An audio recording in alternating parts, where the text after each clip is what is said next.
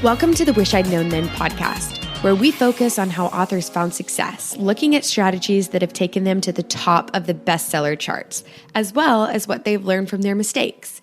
Because being an indie author is more than knowing the latest marketing trend. It's about being innovative and creative and learning from your mistakes. Your co-hosts, Jamie Albright and Sarah Rosette, couldn't be more different. In fact, they're a study in contrasts. However, despite all of their differences, they agree that sharing what they wish they'd known, both the good and the bad, is the key to moving forward. Let's get to the show. Welcome to the Wish I'd Known Then podcast. I'm Sarah Rosette. And I'm Jamie Albright. And today we have an interview with Kait Nolan, and she writes Southern small town romance. So she's from Mississippi, and y'all, if you are not from the South, you might want to get your Hick to English dictionaries out because there's a lot of Southern in this episode. And I noticed my accent getting thicker as we talked. It was such a good episode, though, and I really enjoyed it because I just really felt like there was a ton of good information in it, but I didn't know Kait before, and I feel like she's like this long lost cousin that I'd never met. We have so much in common in like the way we write and the things we do, and so you guys are a lot. You're very similar in the way you process and the way you do things. And Kait's just so smart. Like she's so smart and not just business smart. Like she's intelligent and. She has a master's degree. Yeah, she has all kinds of degrees. Yeah, she's a research psychologist, and but anyway, so it was a fun interview. I can't wait for y'all to hear it. But and we talk about burnout in that. Yes, and I think that's going to be really helpful. And we talk about writing through tough times, and we recorded it just right when we started going into all this self-isolation stuff, and so I think a lot of that will be really relevant. So I think so too. Speaking of self-isolation. So I'm writing a story that I'm putting out in my newsletter like a chapter at a time, and it's called Love, Quarantine, and Other Inconveniences. So I love that. Yeah, thanks. It's pretty fun. I actually saw a tweet that said something to the effect of, don't go to a guy's house for a hookup right now because you know he doesn't have any sheets on his bed. He doesn't have any toilet paper. All he's got is some Hot Pockets and some cheese puffs, and you don't want to get quarantined there. So that's what sparked the idea for this story. Yeah. So that's what this story is about. She starts out at that guy's apartment, but quickly leaves and but gets quarantined in this building. So that sounds so good. And I think everybody's thinking about stuff like that right now. And right. I think putting it in your newsletter is really smart too. I like that. Yeah. Well, I just want to I really don't know that this book will ever be for sale anywhere, but I don't know. I just felt like I wanted to give something to my readers. And so every time the newsletter goes out, there'll be a new chapter. So it's not going to be a fast thing because, I don't write real fast, but it's also not going to be very long. So, because we can't really. And it will help you like process some of the stuff that's going on. Like I think a lot of us, that helps us to write about it. It does. I mean, for most of us, that's how we process our feelings is through our writing. So anyway, that's what I've been doing. And, watching Tiger King. Y'all. I have resisted. I have not watched Tiger King. I don't know if I can. It's a train wreck. It is a train wreck, but it's hilarious. So that, and then our family, because there's no sports, we've been watching the Family Feud and rooting for our favorite families. Well, I heard that there's all these sports that are like wouldn't have been considered sports before now. But people are really into them, and one of them was marble racing. Apparently, there's a YouTube channel with marble racing. I haven't seen it. No, that's hilarious. Well, I know JJ Watt and his brothers have a show coming out. I think it's on Fox Sports called Ultimate Tag, and I don't think it was supposed to come out maybe until the fall or the summer, but they've pushed production. They pushed up the I guess production of it. It's produced, but they're putting it out because there's no sports on TV. Yeah, I know. So this will probably be the best rated show in America. Yeah, that's true. Tag. Yeah, that's true. Yeah, I know. So what about you? What's going on? Well, I have a release coming up on the 21st of April, and I think I'm going to do the same thing you are, like sending stuff in my newsletter, but I'm just going to take the first couple of chapters of the book and just send it out maybe for the weeks leading up to it. By the time this goes out, that'll be really close. And I thought about trying to move the release date, but I thought, no, it's been on pre-order for 6 months or 5 months or something like that. So I'm just going to put it out and see how it goes. And so working on that, and we've had to stop. We were going to the park to go for our walks, but we can't do that anymore because people are not social distancing in the park. I don't understand this. They're not getting on, not moving away. So we've switched. We have a path kind of that goes behind our house. And normally you can't walk back there because it's like gets all overgrown. But some angel person has mowed a path with a big mower. So we can walk in, and then on each side of it, there's all these wildflowers, and they're just beautiful. And so, that's nice. Yeah. So it's that's been a nice break for me to get out and look at some flowers. It's very therapeutic right now. I walk in my neighborhood, so it's really not. Even if there are a lot more people walking than have been, but we, just moved to the other side of the street. Yeah. Well, we had people that they wouldn't shift over, and I was like, just, we can't keep doing this, so we had to find something else. So, so that's been good. It's been a challenge, though, and if you're out there and you're feeling like this social distancing thing is a challenge, then you're not alone. I think even introverts are beginning to go a little stir crazy, but and I told my family today, gosh, I just miss going to Starbucks. Not for the coffee, but just to sit in a room with other people that I don't know. And they were like, thanks. It's funny the things you learn to appreciate that you didn't really appreciate, like just being able to run out to the store and pick something up, or run and meet friends for lunch, We haven't got to go to lunch in, it feels like about forever. 6 months, but it's only been about 4 weeks. I know. It feels like a long time. But I guess we should get on with the interview. But I did want to say that if you guys we'd love to hear your thoughts about the podcast. If there are things you like, things you wish we did differently, or if you just want to tell your friends about it, we'd love it if you tag us. Sarah's on Facebook and Instagram, and she's mostly on Instagram.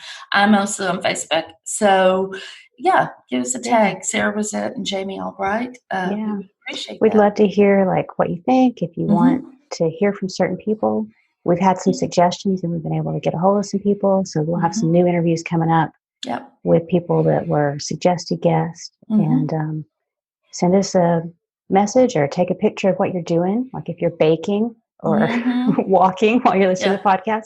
Let us know. We'd love to hear from you. Yeah, we would. All right. Well, here's the interview with Kait. We're super excited to have Kait Nolan with us here today. Hello, how are you doing? I'm doing good. Hey, Kait. Hello. Yeah. So thanks for bearing with us with our tech issues. We're having some issues with connectivity because everybody in the whole world is on Zoom and the internet. So anyway, but we're really glad you're here. And would you start us off and just tell us a little bit about what genres you write in? Sure. I write predominantly in contemporary romance with a heavy emphasis on small town romance set in the South. Okay. Very good.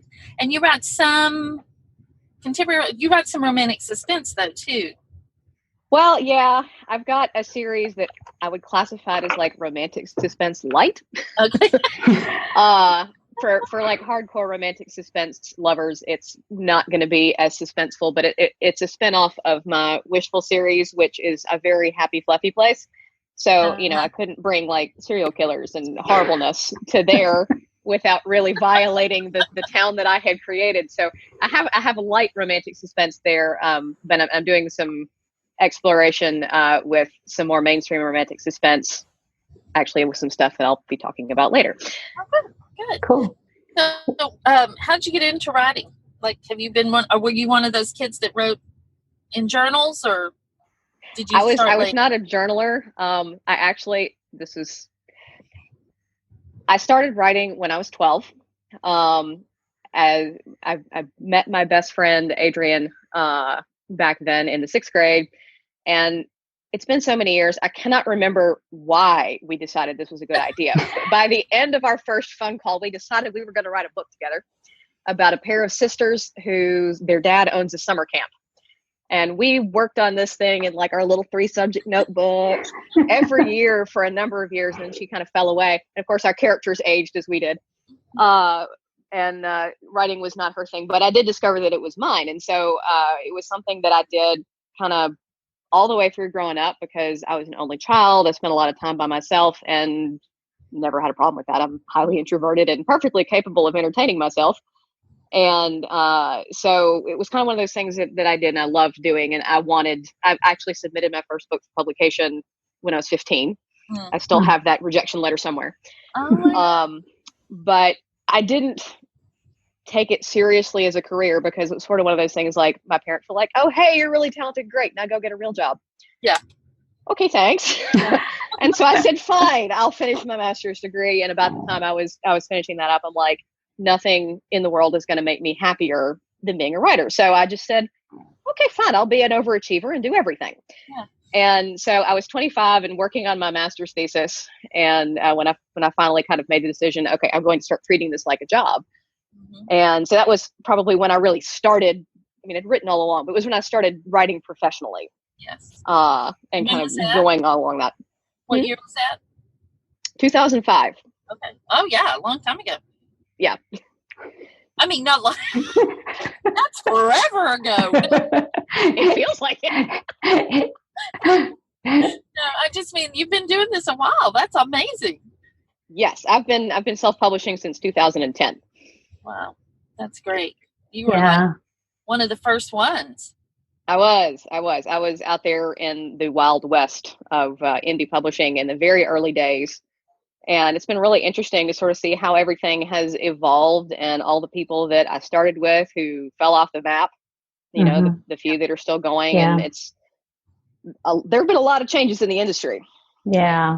Well, we'll get to that. That's one of our questions. So, so what was your first big success?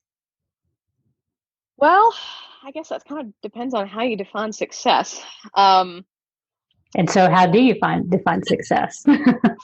For me, the part that felt like the biggest success was because when I got started, actually with the self-publishing back in 2010, I was working 3 jobs and writing. And I had I'd finished graduate school and I had taken a research position and I was working 2 different teaching jobs online and writing around all of that. And so the first really major success for me was when I started earning enough that I could quit all of my part-time jobs and be down to the full-time job and writing. Oh, that's awesome. That's amazing. That's a great feeling. It was. I had been doing it so long and I emailed my department head and I said, I'm not going to be teaching next semester. And he emailed me back immediately like, oh my God, is everything okay? I'm like, no, everything's fine. I've paid off everything I wanted to pay off. I'm taking a break. He's like, oh, okay. Congratulations. It's all going according to plan. Oh, that's awesome. That's so great. Well, what do you wish you'd known about craft, the craft writing? That one's easy. Story structure. Yes. Story structure. Because I spent years thinking, well, I need to learn how to plot for efficiency's sake, because I had very limited time to write. But it wasn't that I needed to learn how to plot, because you've got the whole pantser plotter thing. I am a reformed pantser. But it was, I needed to learn story structure. And I found Larry Brooks' StoryFix website years ago, and then his book, Story Engineering, and it changed my world. Okay. Because it taught me the pieces that I needed to underpin any plot, no matter what, you're writing. Mm-hmm. It's the least I need to know in order to create the skeleton that the story adheres to. Yeah. So I highly, highly recommend it. Hey, we'll put it in the show notes because I'll want to look at it. Yeah. Well, so what do you wish you had known about marketing? Kind of taking it to the other side of the writing life. Stuff on that. I wish that I had been kind of more strategic about how I wrote my Wishful series. It's my like flagship series. There's 12 books. And like from a marketing perspective, series do best when you have like a very clear groupability factor. So you've got like a group of brothers, group of friends, siblings, whatever. Wishful started kind of on a whim because I was originally in paranormal romance. And I started actually with Be Careful, It's My Heart, which is now book 3. It was this total sort of one-off. I love White Christmas, like Bing Crosby's White Christmas, the movie. I watch it every Christmas one year, and I was probably skating with some burnout at the time because I was chasing New York and doing all this kind of stuff with my paranormal, and I wanted something completely different. And I decided that it would be fun to write a story about a community theater production of White Christmas and basically do a retelling of the story against a community theater production of the story. And so I created Be Careful, It's My Heart, and fell in love with the town. And I'm like, well, I need to write more of this. And so I went back and started at the beginning. But as I went through the series, I just kind of wrote whoever I felt like writing about, which meant I didn't always have like good hooks to pull people from one couple to the next. And then I wrote some stuff out of order. And I've since kind of fixed the chronology and reordered the books, and I've added a scene or two here and there to kind of seed better. But I definitely see a clearer and better sell through on my Misfit In series, where it was immediately following one sister after the next, a very clear, grouping factor. And other than that, probably like the value of rapid release as a strategy, because I took so long. I was limited with my time. I took a long time to write stuff. I would write it and drop it and go, and then to the next. The idea of waiting long enough to bank things to do that very strategic release very rapidly is not something that I understood the value of at the beginning. Right. And I think that it's a really, if you can do it, I think it's a really valuable thing. I ended up doing it sort of by accident last year, or maybe it was the year before. And I'm like, oh, wow. Okay. Now I see why this is a thing. Yeah. I kind of wish I had done that before. How did you release the books? What was that? How did you release the books? Which ones? The ones you did rapid release with? Let's see. I think I ended up dropped one a month. Oh, okay. I had life had happened. My Wishing for a Hero series got started back in like 2016, and then I didn't touch it for 2 years because stuff. And so I ended up coming back with like a novella, a novel, and then another novella really quickly. And ended up getting like a book bub on the first one, and the sales went through the roof. Wow. Which was amazing. Yeah. So do you try and do that now? Is that your plan, like to write, stockpile, and release incrementally, or what? Well, what's the best case scenario? In other words, this is one of those do as I say, not as I do. With my Kait stuff, because over the last couple of years I've been sort of fighting with burnout. That has not been what I have done.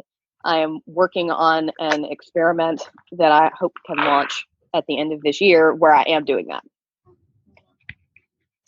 So, we all have that. We all have the plan A, and then we end up doing like plan F or something. Yeah.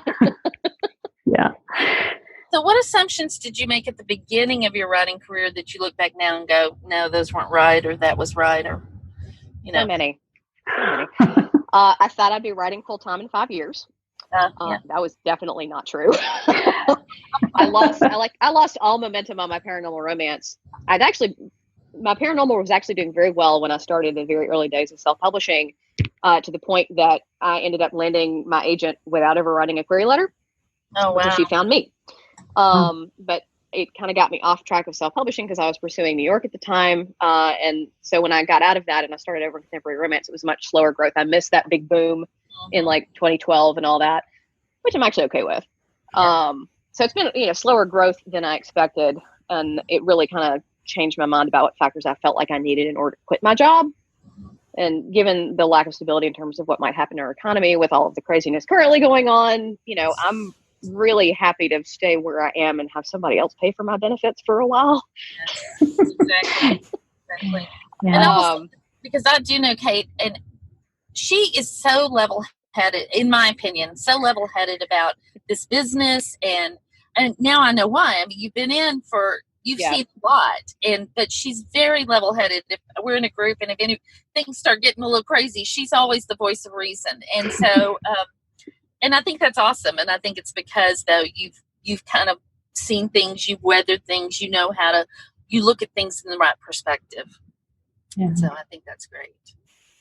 It also helps that I've always sort of marched to the beat of my own drum. I've never been much one for doing what everybody else is doing, because a lot of people were doing things that either were out of my reach because of time or money or whatever. And so I've not concerned myself so much with trends. And I think that also makes it very easy to kind of wait and be like, okay, let's stop and breathe and think and break it down from there. Yeah. In terms of other stuff that I expected, I thought that New York would continue to make foolish mistakes, and they have. You know, they persistently run publishing around the old paper models, even though that's not where money's actually being made, which is foolish on their part. And there's a lot. They're the paper business. They're not the book business, and it's not being run anymore by true book lovers. And the ones that are in the New York publishing houses that truly love books are hamstrung by all of the business people who don't care. Yeah. And so you see a lot of, like mistakes, like that whole thing. And actually, I think they just repealed it, but Macmillan banning libraries from buying new releases because they thought it was going to cannibalize sales. It's like, really? Yeah. Are you serious with this? And I just saw something about that having been repealed since all of this craziness started. But I mean, it took months for them to do that. Yeah. And I guess the other assumption that I made, I thought that I would eventually be able to dial up to nano level productivity every month. And that's a no, big no. I have way too much else in my brain, and pushing myself to get to that is one of the factors that really led me into the burnout that I know you guys want me to talk about later. So, well, that's actually our next question. So why don't you tell us kind of what led up to the burnout, and like what happened once you were in it, and how'd you get out? So, okay. Well, as I said, I started doing all of this. I was working 3 jobs and gradually amping up how much I could write. I'm a researcher by trade. And so I'm big into data.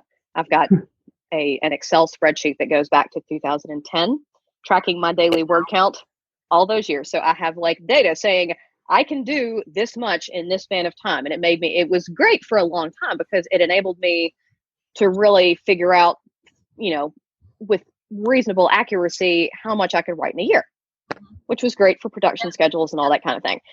And so, year after year after year, I wrote more and more and more, and I put out, more and more books, and to the point that I think I had one year where I released 8 books. And oh my gosh, that's a lot. It was. And then I finally got to this sort of point where there was a lot of personal stuff going on. Life was happening, and it was this sort of major upset. And suddenly my brain was too occupied by the real life stuff to sink into story and lose myself. And the idea, I went from writing about 450,000 words in a year. And I think last year I cleared maybe 225. And that was really hard for me because it felt like going backwards. I'm like, I have all this data saying, no, I should be able to do this. And it was a massive, I'm a big fan, I know you guys are too, of Becca Syme's StrengthsFinder course and all that. And I ended up taking Write Better Faster. I took StrengthsFinder, and she was the one who was like, you're in burnout. I'm like, oh, okay.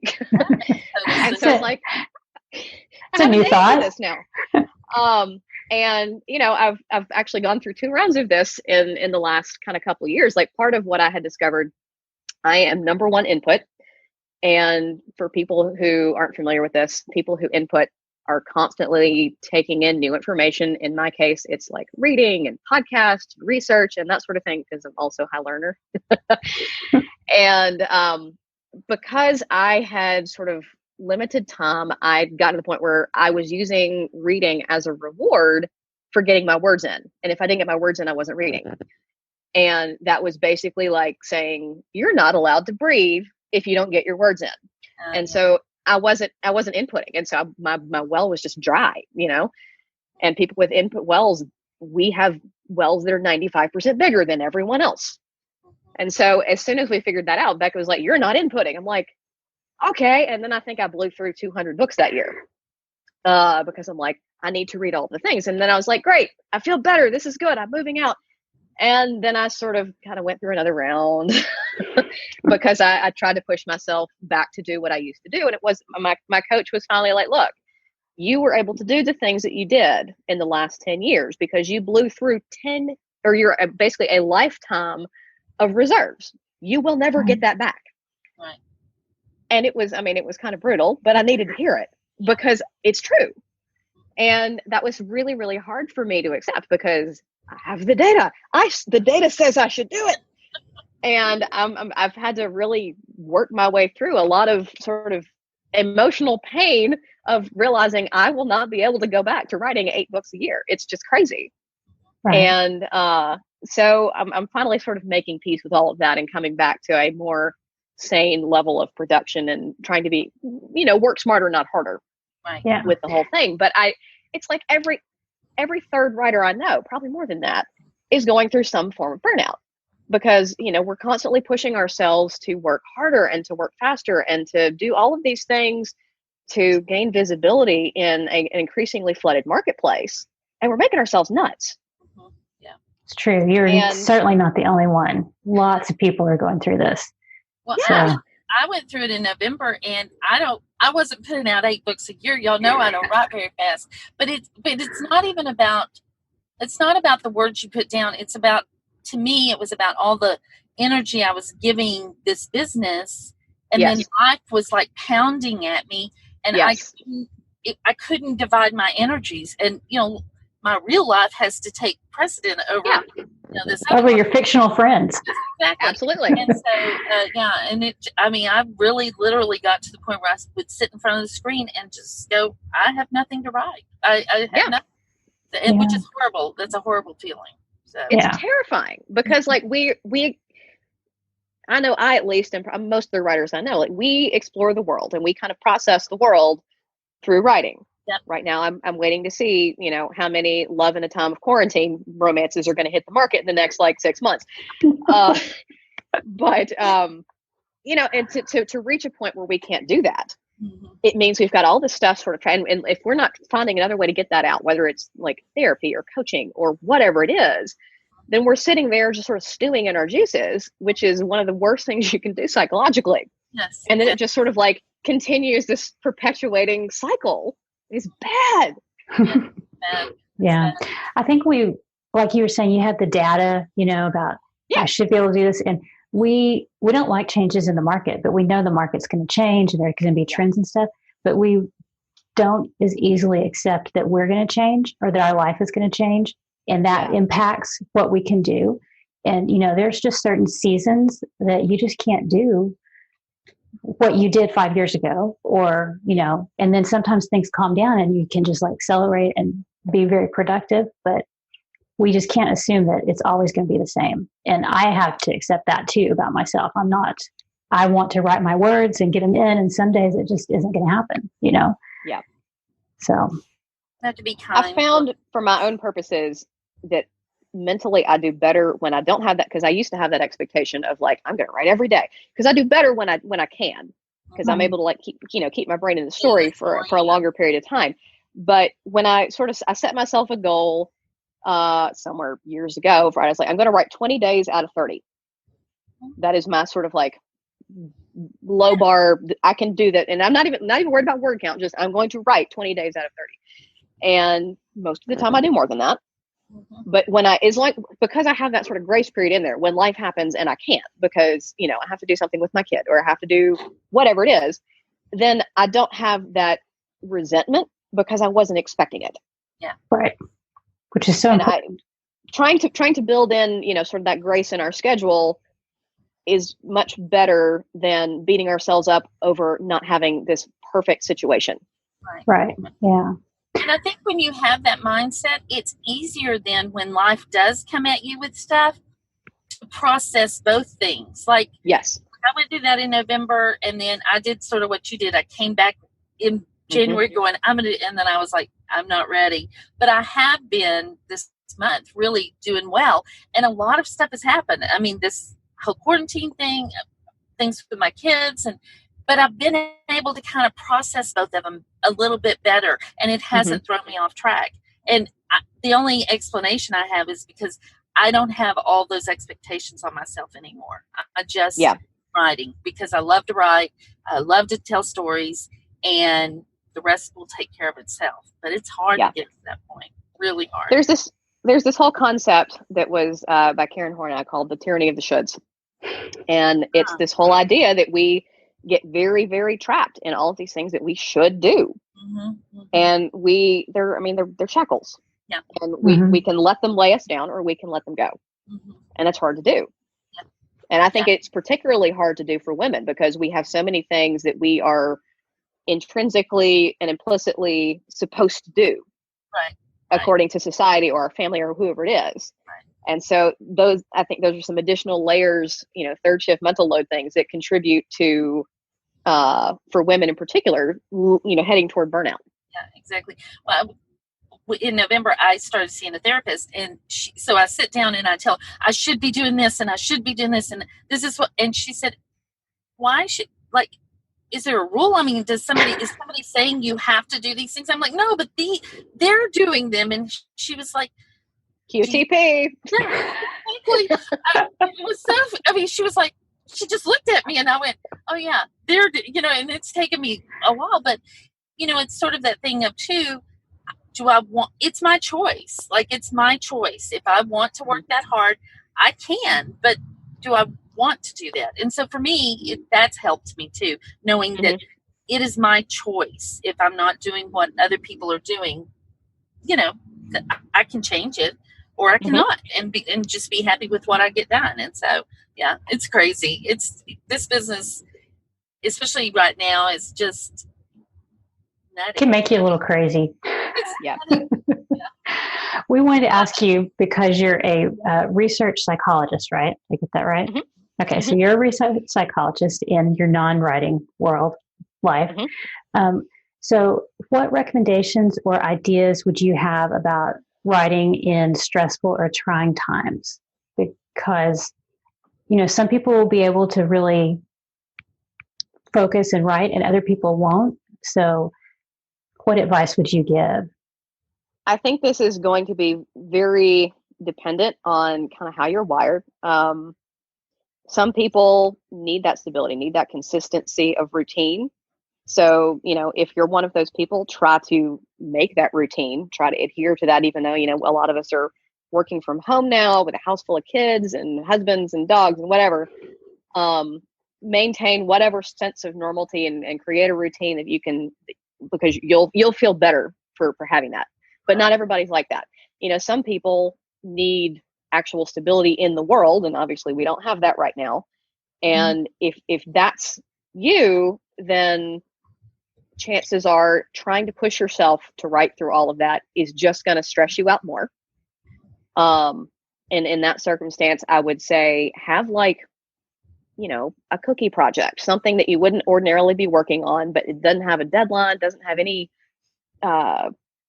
it's just for you, right? Yes.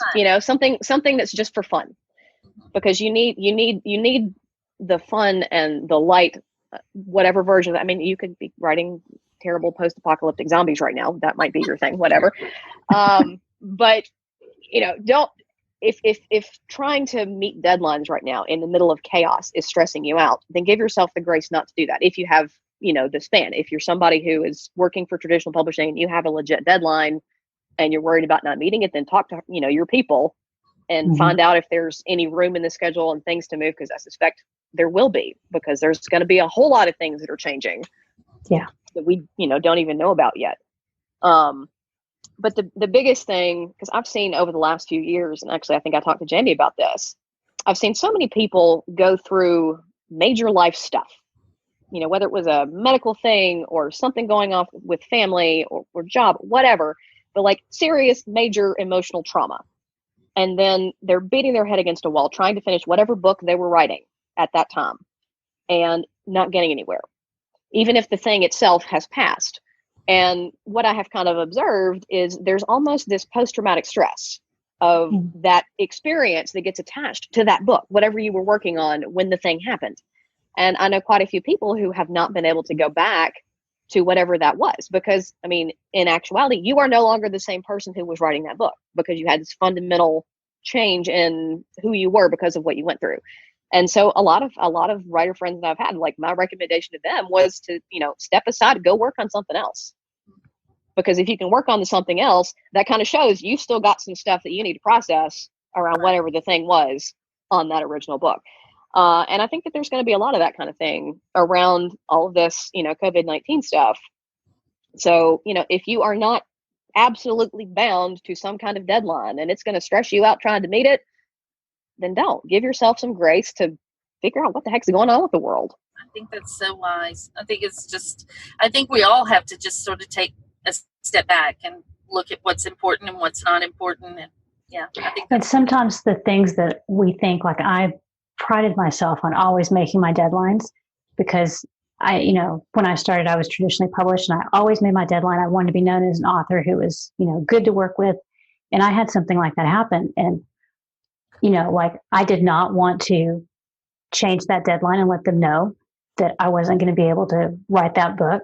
But I thought, okay, what's the worst that could happen? I could lose my contract. And even though that's bad, that's not the end of the world, and it's like I have to reset my own mind. And so if I have to move a deadline, it's okay. It's not, the most awful thing in the world, even though we don't like it, So a lot of it's our own mindset that we make our stress worse on ourselves. I don't know how to say it right, but we make it worse than it has to be sometimes. Yeah. Well, we also, I think we have this implicit contract with our readers and we are freaking out about the idea of not making them happy, not continuing, because, they have supported us through our careers and, we appreciate them. And what I have found, and this is what I did when the crap hit the fan in my life, I sent them a very honest and vulnerable email saying, y'all, this is what is going on in my life right now. I cannot finish this book. It's going to be delayed. And most people were really amazing about it. And the one or two people who were kind of jerks about it were not really my readers to begin with. And I really didn't care if they left my list. Yeah. By and large, readers are nice people, and we need to. There are books for them to read. It's not like even if I wrote fast, I could not supply them enough books for my readers because they just read so much and so fast. So exactly.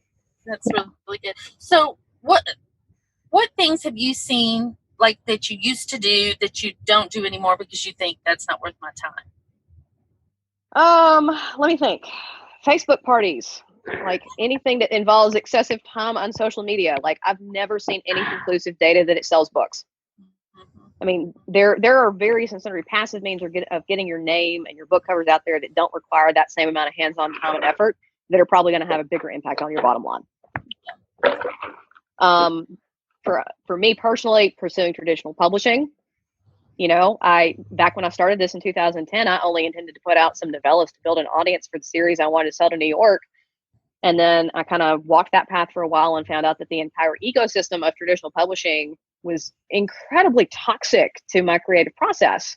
Not to mention I've watched them continue to make really dumb business decisions year after year, like DRM and the thing with the libraries, charging out more out the yin-yang for ebooks than paperbacks.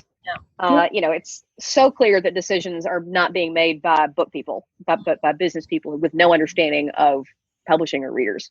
With the fact that there's been a shift in marketing such that authors are more responsible for their own marketing no matter which path they choose, it just seemed kind of foolish to me to split my profits with any sort of middleman when I can do just as good a job hiring freelancers and get my books out faster if I'm staying on the indie publishing track. And then covers. I taught myself in the beginning, I taught myself Photoshop, and I'm better than adequate, but I can finally really afford a truly talented graphic designer, and there is no substitute for that kind of polish. There is not. I love Lori Jackson. She's my cover artist. She's amazing and glorious, and I will never go back. Your covers are amazing. I mean, they just exactly tell what your books are about. You look at your covers and you know exactly what you're getting. They're amazing. They're really great. I love them. So, what mistakes have you made that turned out to be a good thing? Let's see. Probably, and this is going to seem weird, but not jumping on the ads bandwagon or worrying about promo stacking. This was one of those areas where I didn't follow the crowd. I didn't learn Facebook ads and Amazon ads and BookBub ads when everybody else was. Like, I built my entire fan base and reached a 6-figure income using nothing but paid newsletters and free forms of promo. Wow. And my tactics have always surrounded, the long tail, consistent promotion to drive like natural spikes in the sales cycle. And just remembering it's a long haul game. And so it's about a sustainable level of income instead of ranking. Mm-hmm. Now I'm wide, so that makes ranking is kind of irrelevant for me. That's a very different business in KU. But like my method is, they're not flashy. They're not getting me at the top of bestseller list, but from a making a living standpoint, they're very, very effective. Right. And then probably going free too early. The prevailing wisdom is that like you don't put the first book free until you have like 3 or more titles. And wishful, I think I put the first book free when book 3 came out. With Misfit Inn, I did it as soon as book 2 came out because book 3 was supposed to come out and then life happened. And I just left it, perma free for years. And like I've given away 2 million free books. Wow. Across multiple series since I started. And a lot of people look at those as lost sales, and that's not the right way to look at it, because there's no guarantee that any of the, a bunch of those people would have bought it.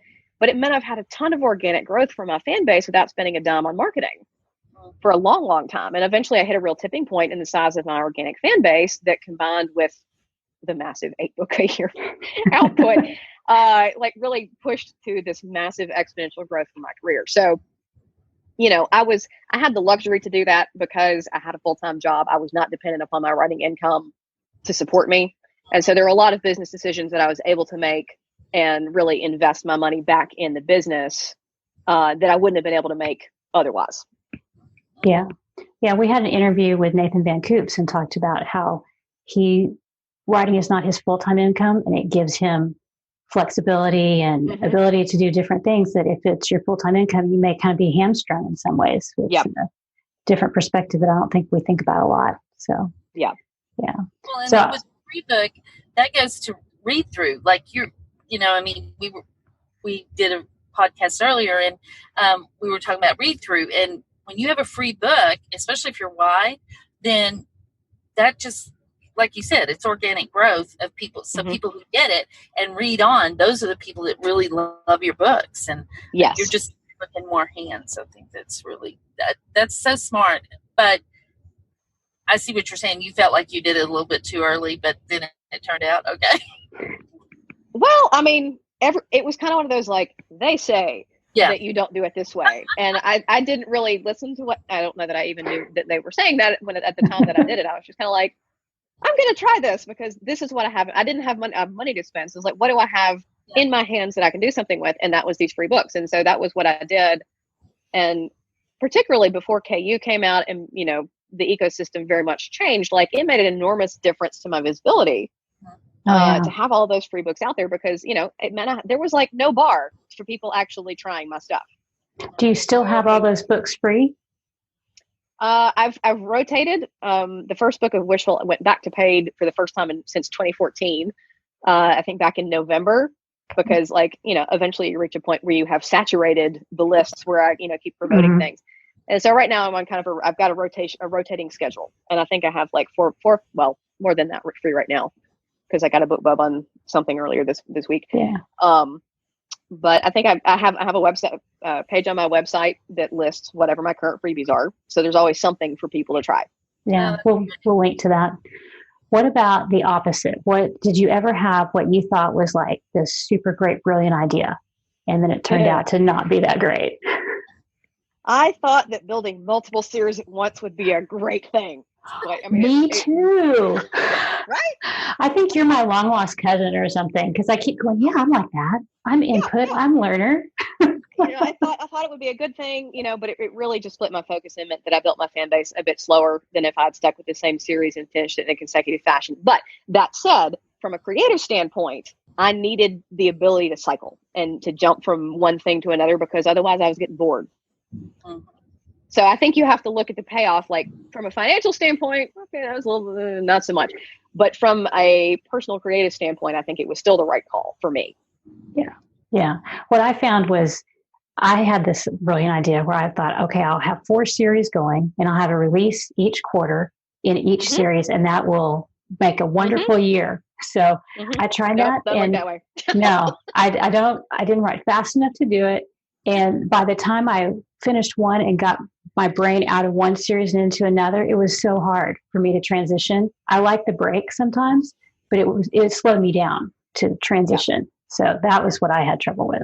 But it's a great theory. Maybe somebody else will make it work. I think it's something that would have worked in the old days before indie publishing, like when you had the way that traditional publishing worked for years and years and years. But indie publishing has, because things can be released quickly, it has completely changed the publishing landscape and reader expectations, and they want things more faster now. Yeah, very true. Yeah, that's true. So what changes, speaking of that, what changes have you seen in your genre or in the writing world over the course of your career? And how have you adapted to them? Well, for one, romance has taken over indie publishing land, and traditional publishing has mostly thrown their hands up and relinquished it because they just can't compete, which is an enormous change because for years and years and years, romance is what kept the lights on in New York. Yeah. But, because again, they keep making dumb decisions and we're over here selling reasonably priced books and people are devouring them like candy. What are they going to do with that? One of the other things, novellas that, did not used to be a thing because they were not from a print base. They don't make a lot of financial sense. They've become a thing again. Short form fiction has really come back into its own in a way it can't in traditional publishing, because traditional publishing is really the paper business and not the book business. I think things are, since I started in this in 2010, there's just been exponential changes in the whole thing, because it was very much that whole curve that you see with the early adopters and the kind of going up. And then we had that big boom around 2012, 2013, where you had people making insane amounts of money. And then the bubble burst. And, then there was that whole Chicken Little, the sky is falling. Oh my God, indie publishing is going to die. I'm like, no, it's not. Y'all just chill. And as it means you're going to, I was it means we're going to have to change our tactics and how we do things. But that is the nature of the business, because it's a tech business, right? In a lot of ways. And so there's going to consistently be a lot of changes, and the people who will survive are the ones who are willing to adapt. Right. Instead of spending a bunch of time whinging about, it doesn't work the way it used to. Yeah. Lots of things don't. That's life. Can't do much about that. So as we wrap up, tell us what you think the one thing is that you've done to set yourself up for success in your career. Probably. So when I, because when I was first starting out and I was working the 3 jobs and whatnot, and time was extremely limited, I learned extremely early on that I cannot do all the things, and that I had to prioritize the thing that would make the needle move the most. And so for a long, long time, that meant I didn't worry about anything but the writing, because obviously you can't promote something you haven't written. Right. And then my next big thing, I focused on building my website, improving the look and feel. And then I focused on building a newsletter for several years. And in our industry, there's a whole lot of people that are running around like chickens with their heads cut off, because, we're supposed to do all of these things, but it's just not realistic, and it's absolutely crazy making. So, you really have to pick where you put your focus and spend concentrated work time on that thing. Learn to do it well instead of splitting your attention and doing a crappy job at a lot of things. And so I have less struggle with the shoulds and supposed tos, because I had years and years ago learned I just can't do that. And so it's less crazy making. And so, when I see other people having a flail, I can wait and be like, honey, calm down. It's okay. You say it with that Southern accent, it helps too. Exactly. Oh, that's great. So Kait, tell people where they can find you. They can find out more about me at my website, kaitnolan.com. That's KAIT Nolan.com. And all of my relevant links are there. Okay, great. Right. And you're on all the platforms. I am. All right. That's great. Well, thanks for being with us. This has been really fun. It has been fun. Thanks for having me. Yeah, we enjoyed talking to you. Bye, everybody. Bye. Hey, bye. Thanks for listening to the Wish I'd Known Then podcast. We hope this episode inspired you, empowered you, and made you laugh a little bit too. If you loved it, Tell your friends about it. And if you feel so inclined, leave us a review. We look forward to being with you again next week.